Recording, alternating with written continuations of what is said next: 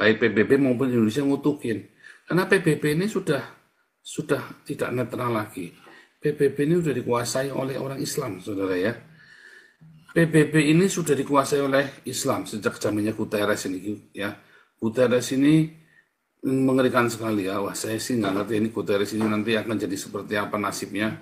Begitu mengerikannya ya. Saya kira memang dibiarkan untuk jadi badut dulu. Suatu ketika nanti Guterres akan mengenaskan nasibnya ya. Sama seperti Jokowi hari ini nasibnya mengenaskan ya. Belum apa-apa ini mengenaskannya Jokowi ya, seperti yang sudah saya nubuatkan 2 tahun yang lalu tentang Jokowi. Nah, Guterres juga sama, akan lebih mengenaskan lagi ya. Guterres ini adalah dalang, ya dia adalah master plan-nya, ya yang buat master plan 7 Oktober ini. 7 Oktober itu adalah kecelakaan ya, dan ini bukan tanggal 7 Oktober sebetulnya. Tapi Hamas duluin, makanya gagal semua rencana yang sudah direncanakan oleh Yasser Arafat, Guterres, dan CS-nya mereka gagal semua. Terlibat di dalam permufakatan jahat ini. Jokowi pikir bisa selamat bersembunyi di balik Islam radikal. Tapi tangan Tuhan itu ajaib ya, saudara ya. Kamu tidak bisa membohongi alam semesta. Ya, Jokowi ini sudah berani mengganggu keseimbangan alam semesta. Ya, dia pikir semuanya gampang bisa diatur, ya bisa dilobi, bisa dibicarakan. Alam semesta tidak bisa kamu ajak ngomong. Alam semesta apa yang kamu tabur, apa yang kamu ganggu, itu yang kamu tuai nanti. Dan sekarang Jokowi sedang siap-siap menerima tuayannya. Ya, kamu lihat aja, jangan dapat saya omongan saya, lihat aja saudara ya. Soekarno aja menuai apa yang dia tabur.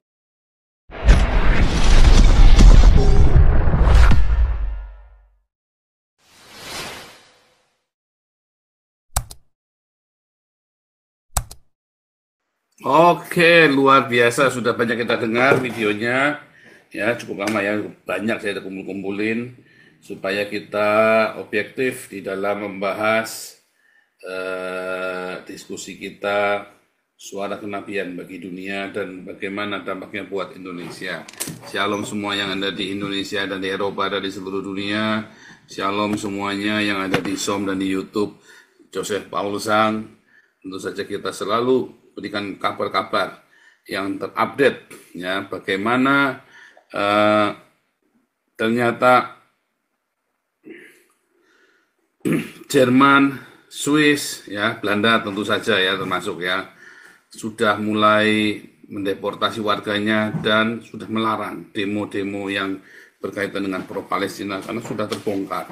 Dan perang melawan Islam ini akan terus ya, karena ternyata di sebagian besar negara-negara Eropa sayap kanan menang, bahkan termasuk Inggris kemarin partai buruh kalah ya akhirnya ya saudara ya. Dan ini terjadi besar-besaran ya di Inggris ya, demo besar-besaran untuk mendeportasi orang-orang imigran Islam ini. Nah, Polandia sudah lama nggak usah ditanya, tidak ada imigran Islam di Polandia. Nah, lalu bagaimana kita bisa memberikan ya suara yang lebih keras lagi, saudara ya? Bagaimana orang-orang Islam ini begitu kejam ya, begitu kejam terhadap suku Druze, terhadap Yahudi, terhadap Kristen. Rupanya PBB ini sudah masuk angin ya, saudara ya. Mereka orang-orang Islam ini dikit-dikit dia membangun kekuatan. Indonesia adalah salah satu kekuatan di PBB ya. Tetapi untungnya PBB ini punya anggaran dasar rumah tangga yaitu hak veto yang digunakan oleh Amerika. Jadi kamu mau kroninya udah luar biasa seperti apa?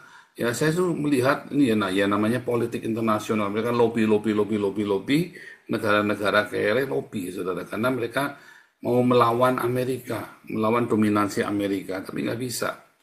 Ya, dan melawan dominasi Yahudi nggak bisa saudara. Bahkan kalau PBB bubar, justru kalian negara-negara kasihan nanti. Begitu PBB bubar, maka kalian negara-negara Islam akan saling caplok sendiri, akan saling gigit sendiri. Ya, sama seperti Arab Saudi kemarin. Ya, Syria 12 tahun yang lalu PBB bisa maki-maki Syria ya. Sekarang PBB diam saja, padahal terjadi kekejaman yang luar biasa. Ya, 1.000 orang mati dan 200.000 orang sudah mengungsi di Syria. Orang-orang terus ini dibantai ya. Nah, bagaimana dengan PBB, diam aja. Bagaimana dengan Indonesia? Apalagi diam aja. Baik PBB maupun Indonesia ngutukin. Karena PBB ini sudah tidak netral lagi. PBB ini sudah dikuasai oleh orang Islam, saudara ya. PBB ini sudah dikuasai oleh Islam sejak zamannya Guterres ini, ya. Guterres ini mengerikan sekali ya. Wah, saya sih nggak ngerti ini Guterres ini nanti akan jadi seperti apa nasibnya.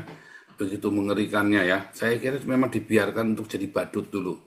Suatu ketika nanti Guterres akan mengenaskan nasibnya ya.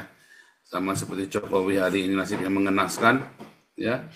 Belum apa-apa ini mengenaskannya Jokowi ya, seperti yang sudah saya nubuatkan 2 tahun yang lalu tentang Jokowi. Nah, Guterres juga sama, akan lebih mengenaskan lagi ya. Guterres ini adalah dalang, ya dia adalah master plan-nya, ya yang buat ini ya, yang buat master plan 7 Oktober ini. 7 Oktober itu adalah kecelakaan ya, dan ini bukan tanggal 7 Oktober sebetulnya. Tapi Hamas duluin, makanya gagal semua rencana yang sudah direncanakan oleh Yasser Arafat, Guterres, dan CS-nya mereka gagal semua. Karena terburu-buru Hamasnya 7 Oktober. Karena melihat Prabowo ternyata Pilpres didanai oleh Israel. Terus dia melihat lagi ada beberapa perubahan-perubahan. Qatar udah belok ya saudara ya. Jadi buru-buru tuh. Tanggal 7 Oktober dia pikir bisa hasut semua negara Islam. Ternyata negara Islam nggak ada yang mendukung. Yang mendukung cuma Iran, Hizbullah, Houthi, Indonesia. Malaysia aja diam-diam nggak banyak ngomong. Ya Indonesia yang paling kenceng, ya padahal kere. Nah, dan kemudian dibongkar lagi. Ternyata kejam dan Indonesia terlibat di dalam permufakatan jahat ini.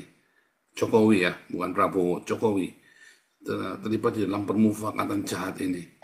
Jokowi pikir bisa selamat bersembunyi di balik Islam radikal. Tapi tangan Tuhan itu ajaib ya, saudara ya. Kamu tidak bisa membohongi alam semesta. Ya, Jokowi ini sudah berani mengganggu keseimbangan alam semesta. Ya, dia pikir semuanya gampang bisa diatur, ya bisa dilobi, bisa dibicarakan. Alam semesta tidak bisa kamu ajak ngomong. Alam semesta apa yang kamu tabur, apa yang kamu ganggu, itu yang kamu tuai nanti. Dan sekarang Jokowi sedang siap-siap menerima tuayannya. Ya, kamu lihat aja, jangan percaya sama saya, lihat aja saudara ya. Soekarno aja menuai apa yang dia tabur, orat-karit keluarganya. Jokowi nanti lihat aja kamu keluarganya orat-karit lebih parah dari Soekarno. Soekarno tidak punya kans untuk memperbaikinya karena terlalu babak belur ya pemerintahan Soekarno. Jokowi punya banyak sekali kans untuk memperbaikinya, tapi dia tidak lakukan. Ya. Dan kalau Anda melihat Prabowo, bagaimana dengan Prabowo? Ya belum. Ya Prabowo membutuhkan waktu. Ya dia tawar-tawaran. Boleh saudara ya menawar ya. Artinya ketidaksiapan atau kita belum tahu apa yang terjadi.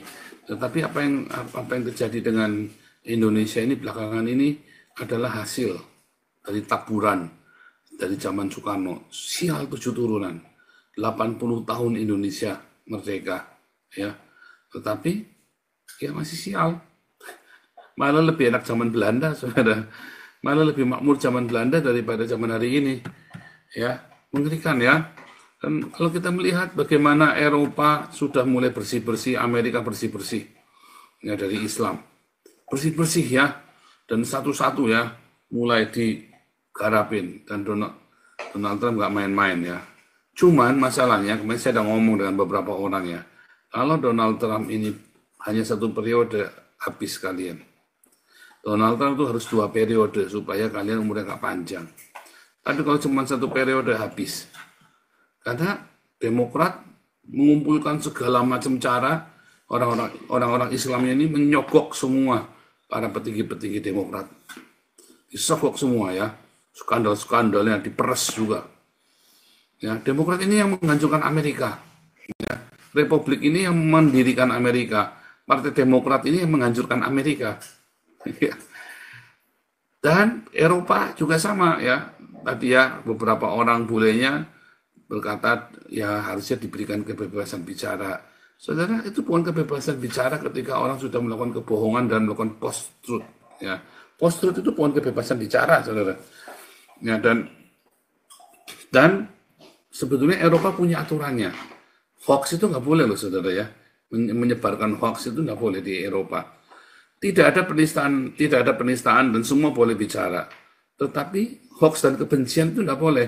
Ketika mereka mengatakan anti-Yahudi, anti-Jewish tadi ya, demonya kan anti-Jewish, anti-Semit, itu sudah sebuah kebencian. Dan itu nggak boleh. Demo pro-Palestina bukan dilarang karena mereka menyuarakan pendapat, tapi mereka dilarang karena anti-Semit. Terbukti bahwa dengan demo pro-Palestina itu terjadi penganiayaan personal kepada orang Yahudi lebih meningkat. Dan tentu saja akan dibalas nanti oleh orang-orang Eropanya. Jadi akan terjadi anti-Islam. Tentu saja balasannya itu. Ya, kalau mereka sudah terjadi anti-Yahudi, ya maka terjadi anti-Islam. Orang Yahudi tidak bodoh. Dan mereka ada di mana-mana. Ya, terutama di pemerintahan. Hanya bedanya orang Yahudi sekarang lebih masa bodoh. Dia akan kembali dia udah punya negara. Jadi kalau Amerika ya sampai nggak bisa menguntungkan lagi, ditinggal. Itu akan terjadi. Nah, dengan suku terus ini bagaimana suku terus? Kita bicara terus ya tiap hari tentang suku terus. Bentar, ini ada yang bagus ya. Tadi saya ada lihat liputan yang bagus tentang suku terus ya. Mungkin kita nonton sekali ya terakhir ya. Satu video dulu untuk suku terus. Sebentar ya, ada yang bagus ini. Oke, sebentar ya. Sudah saya save tapi hilang ya. Ada video tentang ini ya, bagus sekali tadi ya. Saya tonton berkali-kali bagus, tapi malah ini saya lupa nih, saya simpannya dari Instagram atau dari YouTube ya. Atau saya save di ini ya. Sebentar ya, ini saya penasaran jadinya ya. Oke, mungkin ini kita kasih ombung tombak dulu ya buat bicara. Kemudian seperti biasa kita bergantian. Fokus ya, kalau Anda udah kemana-mana langsung saya geser lagi, saudara ya. Langsung saya stop ya. Fokus kita tentang mengusir Islam dari Eropa, dari Israel, dan dari... Nah, apa sebetulnya yang dibenci? Apakah Islamnya, saudara? Bukan, saudara. Ideologinya. Ya. Saya tadi ada beberapa save video, cuman masalahnya nih, saya menggunakan beberapa video, tadi sempat mati ya. Nah, ini biar Ombung Toba dulu deh, bicara dulu. Ini saya sambil carikan videonya. Silakan Ombung. Iya, tes suara Pak Paul. Merdu. Iya,